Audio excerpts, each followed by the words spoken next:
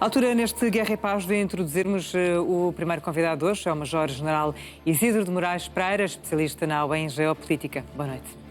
Viva, Sr. General, muito obrigado. O que é que se passou nas últimas horas? O memorando de entendimento está em risco? Houve pelo menos uma violação do cessar-fogo? Bom, aquilo que estamos a assistir, ainda não temos muitas informações, mas daquilo que temos, os Estados Unidos está a fazer aquilo que tinha que fazer, obviamente.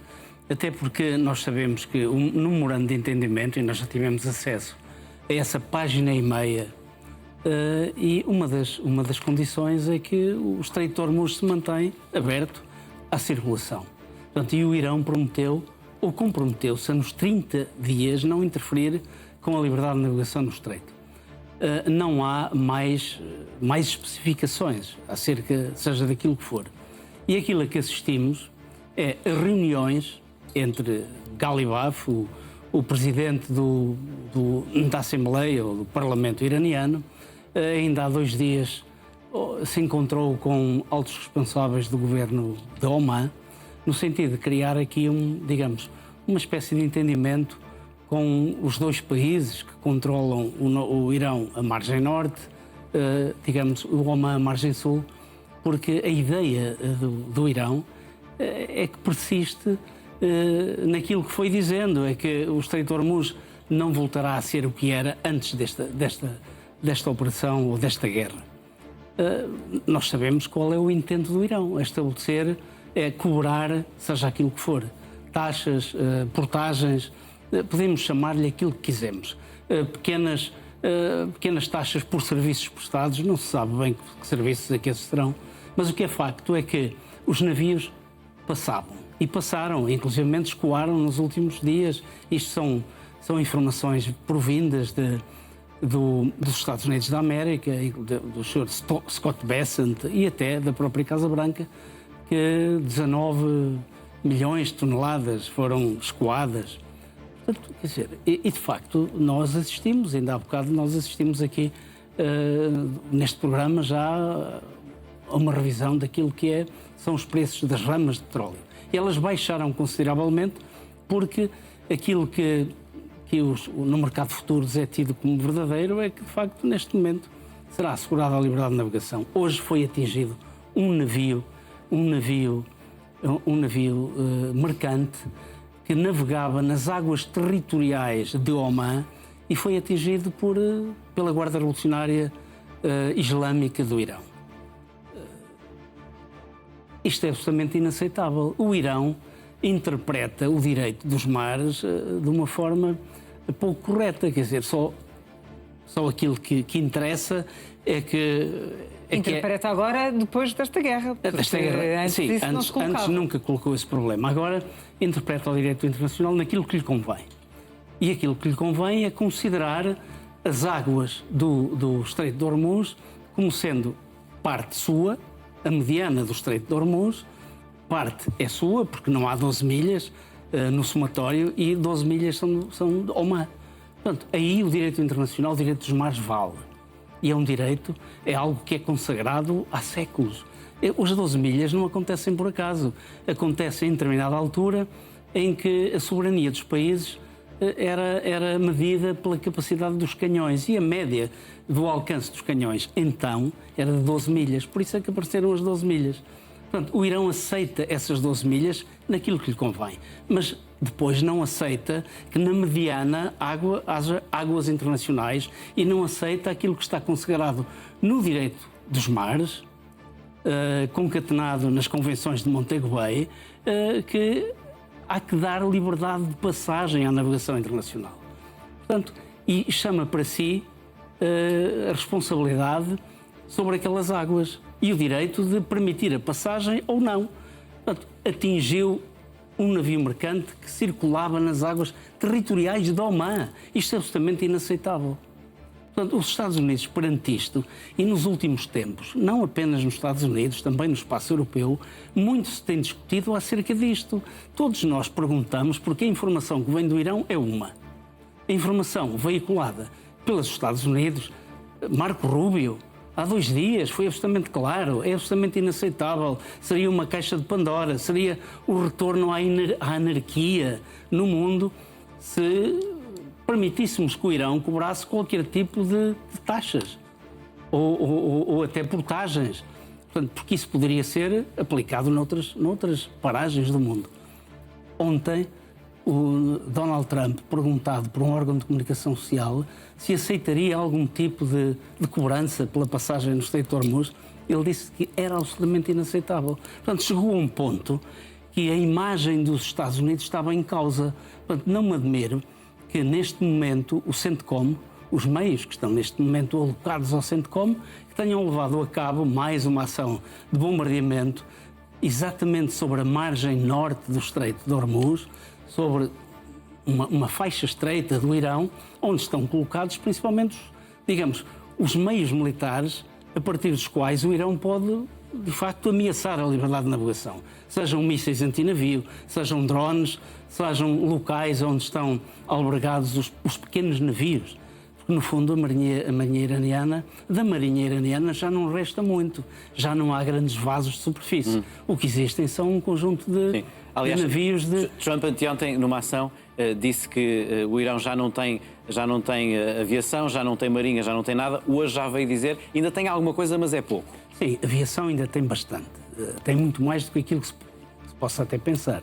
Até porque o Irão já voou, já voaram alguns aviões, inclusivamente os F-4, os F-14, melhor dizendo, e outro tipo de aviões. Hoje sabe-se que alguns desses aviões foram colocados no Paquistão para salvaguardar a integridade desses vetores aéreos, para que eles não sejam bombardeados. Outros foram transferidos para aeródromos civis, outros foram protegidos em bunkers próprios. Portanto, não é verdade aquilo que Trump diz, que a aviação, embora a aviação seja uma aviação antiquada, como nós sabemos, mas não foi toda destruída. Sobre a Marinha, grande parte da Marinha, ou quase a totalidade da Marinha, portanto, eu quando me refiro a isso, a Marinha de Guerra, fragatas, corvetas, essas foram praticamente todas afundadas. Agora, aquelas pequenas embarcações que se calcula que o Irão ainda tenha centenas, pode armar com mísseis antinavios, a partir das quais pode lançar inclusivamente drones, portanto, esses ainda existem em grande quantidade. E depois há a Marinha do Cáucaso, embora sejam navios de pequeno porte, ainda tem alguns navios. Muito embora Israel tenha bombardeado várias vezes a Marinha iraniana do Cáucaso. Mas aquilo que sabemos é que ainda restam alguns navios. Alguns navios não são navios de grande porte, como eu referi. Sr. General, ainda queríamos ir à Ucrânia com algum tempo, queria só lhe dar uma coisa. O que é que se pode dizer da viagem de Rubio a Kuwait, Emirados Árabes Unidos, Bahrein? Nomeadamente, há sinais que o secretário de Estado dos Estados Unidos recebeu algum desconforto desses países em relação a não ter a certeza. Esses países temem que daqui a semanas ou meses se esteja outra vez na guerra. Não, claro, esses países estão descontentes.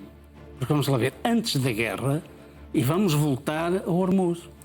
Bom, existia uma ameaça velada, que era a possibilidade do Irão se converter numa potência nuclear, o que viria a desequilibrar, digamos, a balança de poder nesta região. Fundamentalmente, a balança de poder entre o xiismo e o sunismo. Nós sabemos que o sunismo está fundamentalmente concentrado em torno da Arábia Saudita, Emirados Árabes Unidos, Qatar, mas depois temos o Irão, que é, digamos, o foco central do xiismo. Podia, de alguma forma, desequilibrar este balanço de poder entre estas duas correntes islâmicas.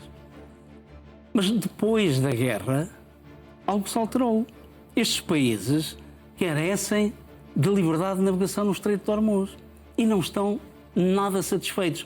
Não estão nada satisfeitos porque temem que depois destes 60 dias, ou ainda no decurso destes 60 dias, se possa voltar à guerra. E se voltar à guerra, eles sabem que vão voltar a ser bombardeados pelo Irão. Essa tem sido a estratégia iraniana. Portanto, esse é um aspecto muito importante. Outro aspecto, que foi, digamos, de alguma forma, negociado no memorando de entendimento, foi a questão dos famigerados 300 mil milhões de dólares, que hoje sabemos, e isto foi dito pelo vice-presidente norte-americano J.D. Vance, mais que uma vez, dos Estados Unidos nem um cêntimo. Bom, de onde vem o dinheiro? Está-se mesmo a saber. Arábia Saudita, claro. Qatar, Kuwait, Emirados Árabes Unidos, estes 4. E estes países não estão satisfeitos.